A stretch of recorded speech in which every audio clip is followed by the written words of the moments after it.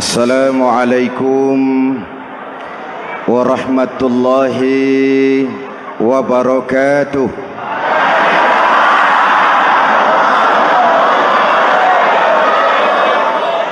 Alhamdulillahi rabbil alamin. Wassalatu wassalamu ala asyrafil mursalin Sayyidina wa maulana Muhammadin wa ala alihi wa sahbihi ajmain, amma ba'du. Para ulama yang saya muliakan, hadirin hadirat ma'asyiral muslimin yang saya cintai, banyak kita alami perubahan-perubahan yang terjadi, baik perubahan yang menyangkut sosial budaya, lebih-lebih yang menyangkut sosial politik. Yang tidak banyak mengalami perubahan adalah sosial ekonomi. Bahkan angka kemiskinan kita naik menjadi 3/5 dari total penduduk kita hidup di bawah garis kemiskinan, dan 20% diantaranya miskin mutlak. Perubahan-perubahan yang terjadi menyadarkan kita kepada kebenaran Al-Quran ketika Allah menyatakan wa tilkal ayyamu nudawiluha bainan nas. Hari itu kami putar di antara manusia. Ada saat datang, ada waktu pergi. Ada hari lahir, ada saat kembali, ada waktu dilantik, ada saat menyerahkan jabatan. Hari kami putar di antara manusia dan hidup cuma sekadar menunggu giliran. Soalnya kemudian di tengah perubahan-perubahan yang terjadi begitu cepat, what must we do now?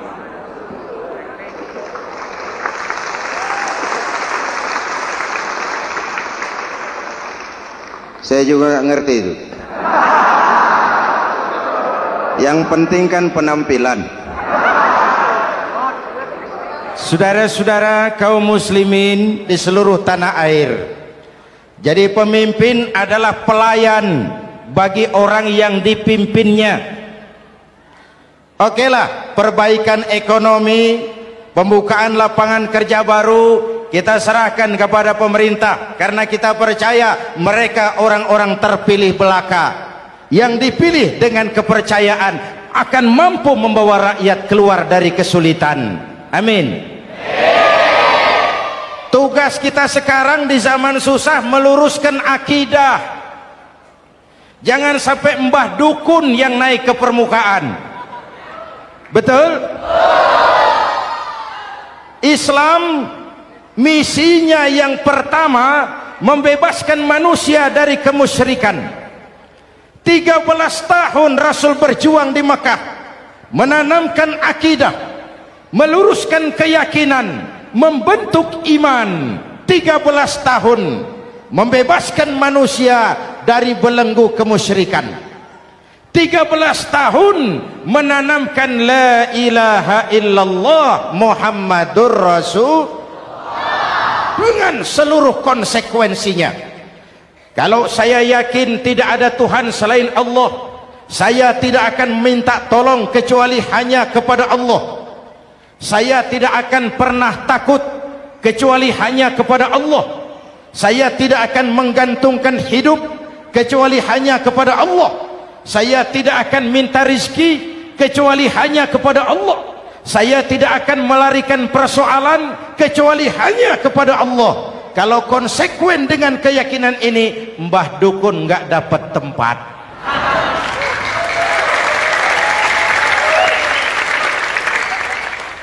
Akur? Ayo lihat secara sederhana. Saya sandaran di tiang, tiangnya ambruk, sayanya jatuh. Saya sandaran di tembok, temboknya runtuh, saya juga runtuh. Saya sandaran kepada orang kaya, dia jatuh miskin, saya bangkrut. Saya sandaran kepada jenderal, dia pensiun, saya selesai. Tapi kalau saya sandaran hanya kepada Allah, Allah tidak akan pernah miskin, Allah tidak akan pernah lumpuh, Allah tidak akan pernah terpuruk, dan Allah tidak akan pernah berkurang kekuasaannya.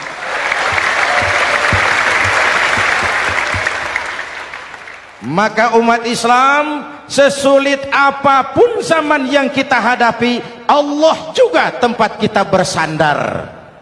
Jelas? Selama ini kita iman dalam ucapan, tapi sekuler dalam perbuatan. Di masjid ada Allah, di kantor Allah tidak ada, maka korupsi merajalela.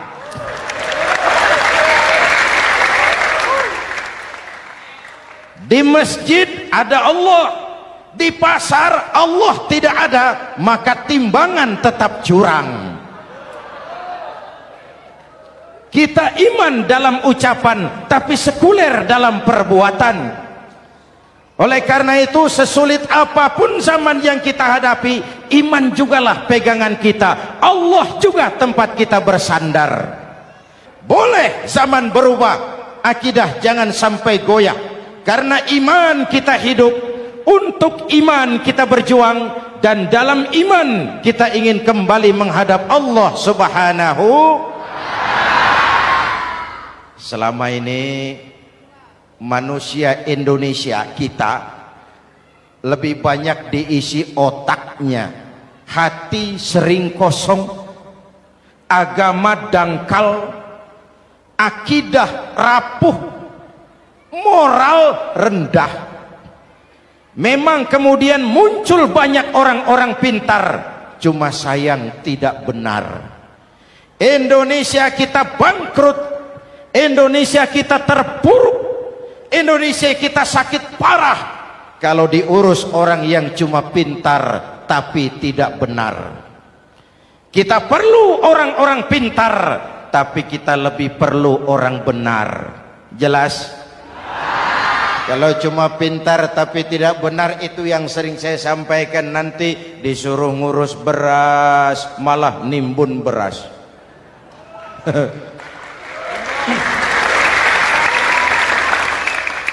Disuruh ngurus laut malah jadi bajak laut. Disuruh ngurus hutan rame-rame jadi orang hutan. Jutaan hektar hutan Indonesia kita ini merupakan kekayaan sumber daya alam kita yang harus digunakan bagi sebesar-besar kemaslahatan rakyat. Yang disuruh ngurus hukum malah bikin hukum seperti pisau, tajam ke bawah, tumpul ke atas. Jangan heran lalu di masyarakat muncul street justice, pengadilan jalanan, sebagai refleksi dari ketidakpuasan melihat sikap hukum yang sangat berpihak. Kalau yang kecil salah, hukum cepat-cepat ditegakkan.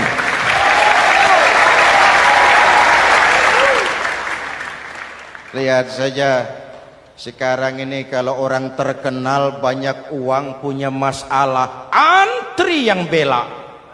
Betul? Tapi saudara lihat si Marsinah di Jawa Timur, si Sengkon dan Karta di Jawa Barat, si Udin Bernas wartawan Jogja, terseok-seok mencari keadilan, sampai hari ini urusannya masih remeng-remeng. Kenapa bisa begitu? Jawabannya sederhana, tidak ada fulus. Ada fulus mulus, tidak ada fulus manfus. Betul? Jangan sampai para penegak hukum kita terjebak pada lagu baru, maju tak gentar membela yang bayar. Biar bertentangan dengan nurani, biar bertentangan dengan public opini, biar bertentangan dengan rasa keadilan. Siapa yang bayar itulah majikan. Mau benar atau salah, belain terus. Kalau seperti inilah hukum kita, mafioso keadilan akan tetap gentayangan. Hadirin yang saya hormati, 13 tahun beliau berjuang di Mekah meluruskan keyakinan, memantapkan akidah, meneguhkan iman. Dari situ segalanya dimulai dan ke situ segalanya akan menuju. Intan paling mahal, mutiara paling berharga tidak lain adalah nilai-nilai keimanan. Kalau itu sudah tergadai, apalagi yang bisa kita banggakan dalam kehidupan ini? Kita merasa harta kita berharga, belum ada artinya ketimbang iman. Kedudukan kita punya nilai pun belum ada artinya ketimbang dengan nilai-nilai keimanan. Itu intan paling mahal, itu mutiara paling berharga. Harta baru ada manfaatnya kalau dilandasi dengan iman. Jabatan dan kedudukan baru terasa gunanya kalau dilandasi dengan keimanan. Kalau jabatan lepas dari iman, yang akan lahir Fir'aun baru. Jelas? Kalau harta terlepas dari iman, yang akan muncul adalah konglomerat Korun. Kalau ilmu pengetahuan terlepas dari nilai dasar keimanan, maka yang akan muncul adalah ilmuwan pelacur yang menyalahkan yang benar, membenarkan yang salah untuk kepentingan pribadi. Dan kondisi seperti itu tidak akan membuat kita makin sehat. Oleh karena itu, pada kesempatan ini, pesan pertama saya, menghadapi zaman susah, tetap jaga akidah, tetap pelihara keyakinan. Kesulitan bukan untuk ditakuti, untuk diatasi. Hidup adalah kerja keras, bukan keajaiban. Perubahan tidak akan datang hanya dengan simsalabim abragadabra. Perubahan tidak akan muncul hanya dengan berandai-andai. Perubahan tidak akan turun dari langit seperti turunnya embun di waktu malam. Perubahan adalah kerja keras, sehingga Al-Quran membimbing kita, innallaha la yughayyiru ma biqaumin hatta yughayyiru ma bi anfusihim. Allah tidak akan mengubah keadaan suatu bangsa kalau mereka tidak mau mengubah apa yang ada di dalam diri mereka. Yang ada di dalam diri itu rule of thinking, state of mind, cara kita berpikir, cara kita memandang kehidupan, cara kita mengatasi persoalan. Hadirin yang saya hormati, inilah iman. Berangkat dari ini kita menyadari, ini ujian buat kita rakyat. Dan kita rakyat Indonesia ini kalau sama susah sih sudah kenyang. Ya Pak? Ya Pak? Kita ini sebagai bangsa mengalami apa yang disebut oleh Bung Karno up and down, naik turun, timbul tenggelam, pasang surut. 350 tahun dijajah oleh Belanda, kita susah. Berangkat Belanda masuk Jepang, susah lagi. Pergi Jepang, datang nikah, susah lagi. Lalu kita merdeka, dirongrong oleh berbagai pemberontakan, susah lagi. Makan bulgur, antri minyak. Lalu PKI berontak, susah lagi. Muncul orde baru, lama-lama susah lagi. Orde baru selesai, naik reformasi, mulai repot nasi, susah lagi.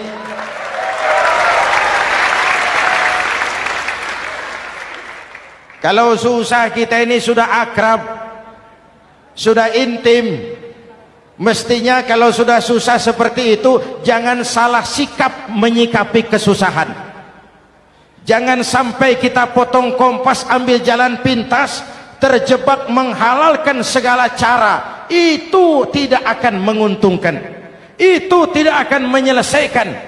Kalaupun selesai, nampaknya penyelesaian sesaat. Dan penyelesaian sesaat bukan penyelesaian yang sebenarnya. Karena itu tetaplah dalam koridor keimanan.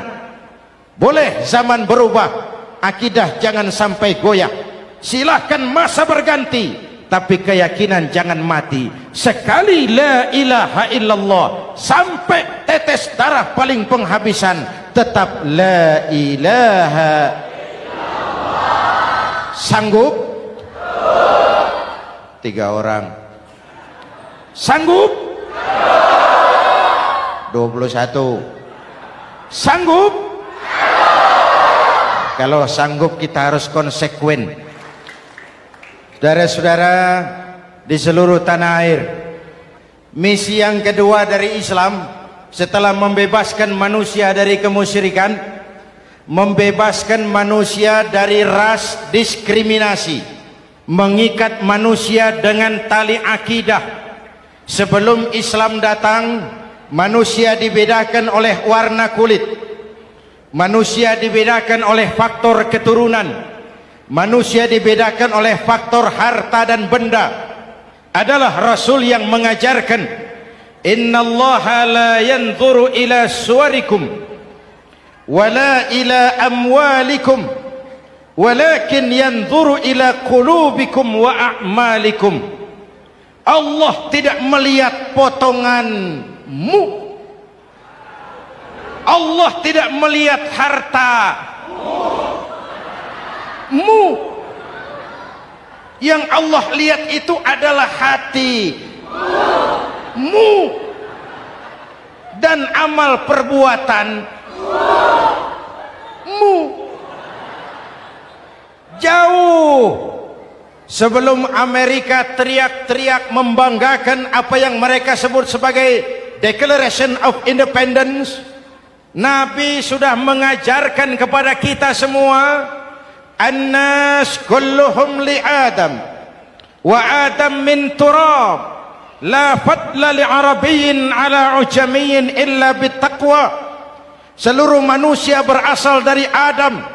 Adam diciptakan dari tanah. Tidak ada kelebihan Arab dengan yang bukan Arab kecuali takwanya. Jauh sebelum Amerika mencanangkan bahwa semua manusia dilahirkan sama, that all men are created equal. Jauh sebelum itu Islam sudah membebaskan manusia dari ras diskriminasi. Apa dalam konteks kekinian? Menghadapi zaman susah tetap jaga kerukunan. Ya Pak, ya Bu, oi Bu. Menghadapi zaman susah tetap jaga kerukunan, baik antar umat seagama, antar umat beragama, maupun antar umat beragama dengan pemerintah. Menjaga kerukunan, jangan saling sikat sikut di antara kita. Sebab kalau sudah rukun, saya ajak berhitung, 1 ditambah 1 sama dengan, itu matematika namanya, hasilnya pasti. Tapi angka sosial hasilnya aneh. Saya ubah jadi angka sosial. Ayo kita berhitung lagi. 1 orang takut ditambah 1 orang takut sama dengan 2 orang setengah berani. Kenapa setengah berani? Karena sudah berdua. Tadi kan takut sendiri. Kalau sama-sama takut berkumpul jadi setengah berani. Kalau ditambah 1 orang takut lagi, 1 orang takut ditambah 1 orang takut ditambah 1 orang takut sama dengan 3 orang berani. Kenapa jadi berani? Karena sudah bertiga. Kita yang lemah, kita yang marginal, kita yang dikucilkan, bahkan kita yang dilecehkan, kalau mau rukun kita akan kuat dan tidak bakal dipermainkan orang.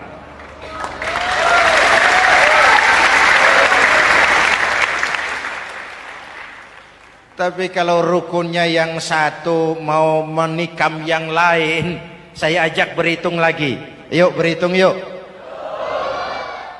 1 ekor ayam ditambah 1 ekor musang sama dengan 1 ekor musang.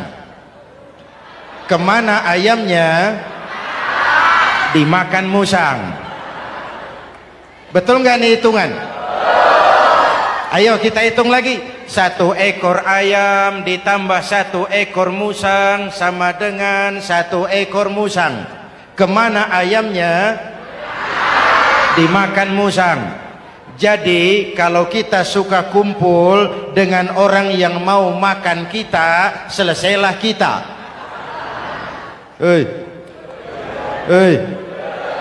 Maka kalau merasa kita ini ayam, yuk kumpul sama-sama ayam, pulang ke kandang ayam.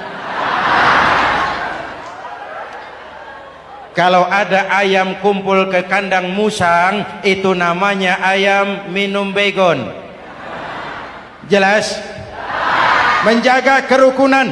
Pertama, antar umat seagama, sesama muslim harus saling menjaga, harus saling memelihara. Baik dia muslim yang jadi kapolri, baik dia muslim yang jadi kasat, baik dia muslim yang jadi pengusaha, baik dia muslim yang jadi petani, nelayan, guru, semua komit menjaga semangat kebersamaan, rukun antar umat seagama. Jelas? Jelas?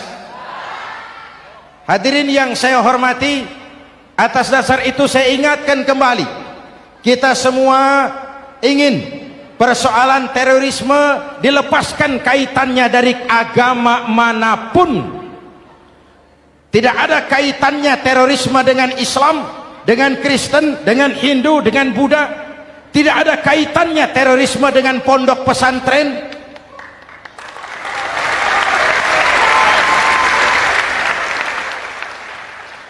Jangan sampai pesantren jadi kambing hitam. Karena sejak zaman penjajahan, pesantren sudah terbukti memberikan kontribusi bagi perjuangan memerdekakan rakyat Indonesia. Rukun antar umat seagama. Yang kedua, rukun antar umat beragama. Islam ini rahmatan lil. Jangankan manusia walaupun berbeda agama, binatang saja dihormati. Ada hadis, fa iza zabahtum fa ahsinuz zibhata. Kalau kamu menyembelih hewan, sembelihlah dengan cara yang terbaik. Jangan menyembelih ayam dengan pisau tumpul. Itu namanya tidak berperi kebinatangan. Yang kecil lagi, saudara buka babul istinja, makruh buang air kecil di tanah yang berlubang. Sebab apa? Pertama, menjaga kesehatan. Siapa tahu di lubang yang saudara buang air kecil itu ada gas beracun. Kalau tidak, melindungi binatang yang ada di dalam lubang. Siapa tahu di lubang yang saudara buang air kecil itu ada semut sedang rapat membahas terorisme. Apa dosanya lalu mati dikencingi? Ini namanya rahmatan lis semut. Binatang saja dilindungi. Maka perbedaan agama tidak harus menyebabkan kita bertolak belakang. Perbedaan agama bukan alasan untuk saling bermusuhan. Apalagi kita sudah menyadari tentang kemajemukan kita, tentang kebinekaan kita, tentang keragaman kita.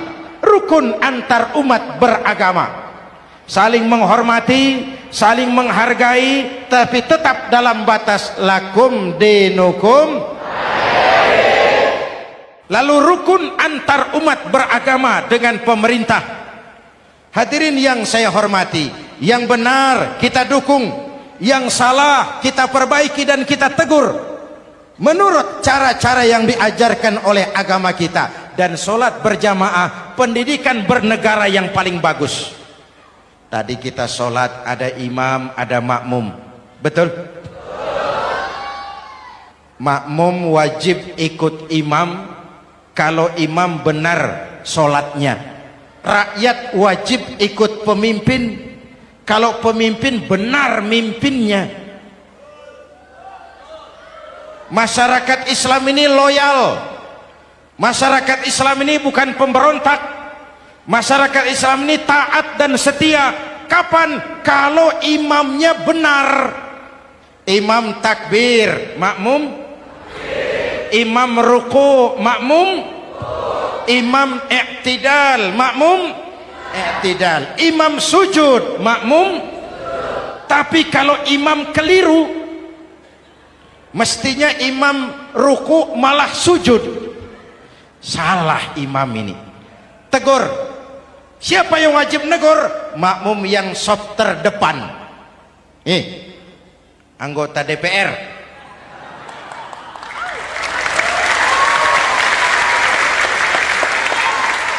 Ini wakil-wakil makmum ini, saf di depan ini. Kalau imam keliru mereka paling tahu.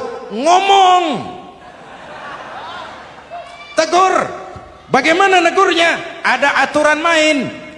Mestinya ruku, imam sujud. Salah ini imam. Subhanallah. Kan begitu negurnya. Betul? Tidak boleh juga imam keliru, makmum emosi.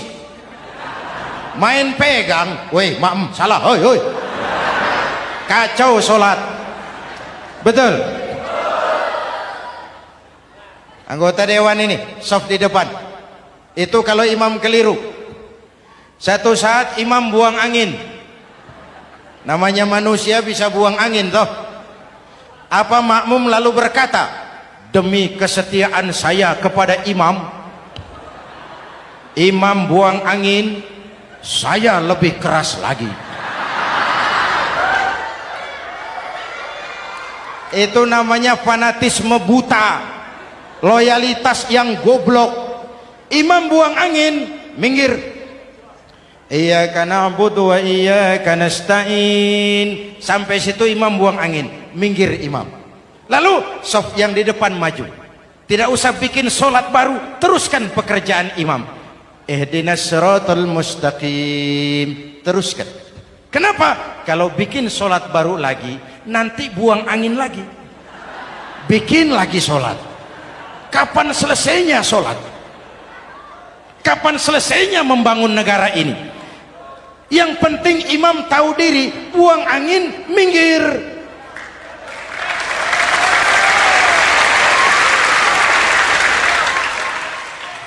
Ini kacaunya solat berjamaah kita sekarang. Kacaunya negeri kita sekarang. Banyak imam sudah buang angin, gengsi. Diam aja merasa nggak punya salah. Dikasih tahu sama makmum, imam tadi buang angin ya, malah jawab sedikit. Apa kalau sedikit lalu tidak batal solat itu?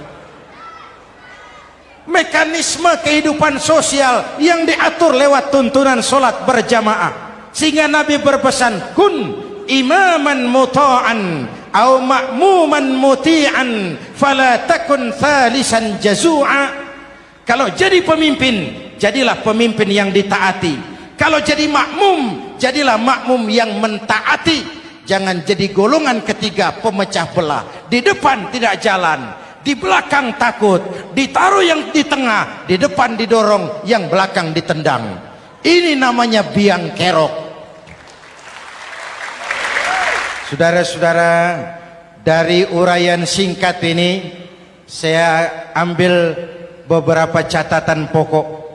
Pertama, kalau ada intan paling mahal, kalau ada mutiara paling berharga dalam hidup kita, itu tidak lain adalah karena keyakinan. Hidup jadi indah, hidup jadi berharga, hidup jadi berarti kalau didasari atas sebuah keyakinan. Dan keyakinan itu tidak lain adalah nilai iman kita, akidah kita kepada Allah Subhanahu wa ta'ala. Yang kedua, tetap menjaga kerukunan. Sesulit apapun zaman yang kita hadapi, kita tetap harus menjaga semangat kebersamaan. Kita harus tetap menjadi lem perekat yang menjaga keutuhan, baik sebagai bangsa maupun sebagai umat. Perbedaan adalah wajar, harus dihormati sebagai ciri kehidupan berdemokrasi. Tapi jangan perbedaan menjadi sebab kita bermusuhan, dan jangan perbedaan menyebabkan kita saling berpecah belah. Hormati perbedaan, jangan perbedaan dipandang sebagai permusuhan. Dengan akidah yang kuat dan kebersamaan yang kokoh, ayo kita hadapi kesulitan, kita atasi kesulitan, dan dengan kerja keras untuk menyongsong hari esok yang lebih pasti. Mari kita Fatihah. Semoga Allah memelihara kita bangsa Indonesia ala hadhihi niyyah wa ila hadratin nabi. Al-Fatihah.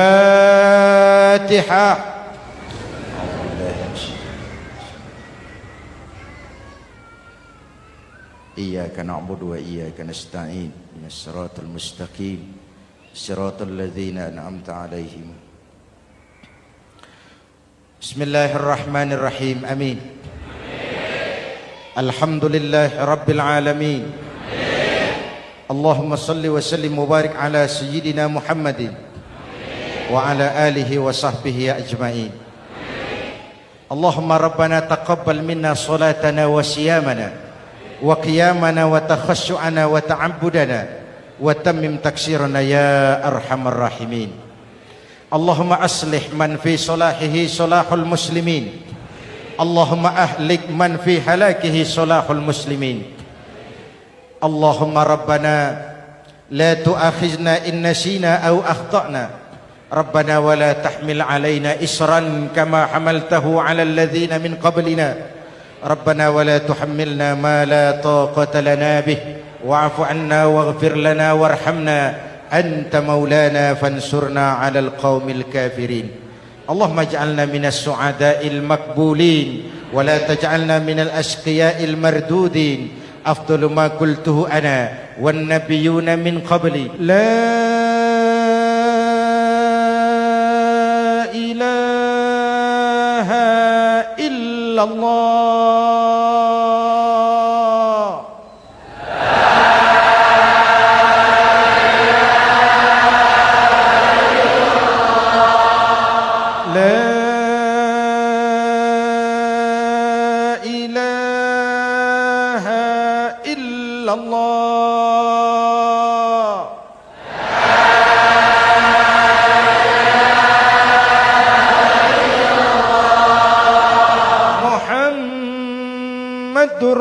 Rasulullah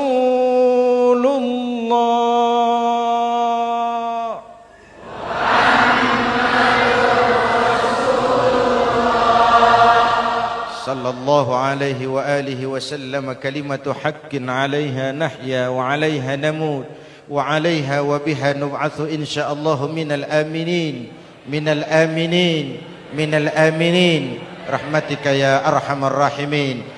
Sallallahu ala Sayyidina Muhammad wa ala alihi wa sahbihi ajma'in. Ana rabbika rabbil izzati amma yasifun. Salamun alal mursalin. Walhamdulillah rabbil alamin. Jumpa lagi di lain kesempatan insyaallah. Wassalamualaikum warahmatullahi wabarakatuh.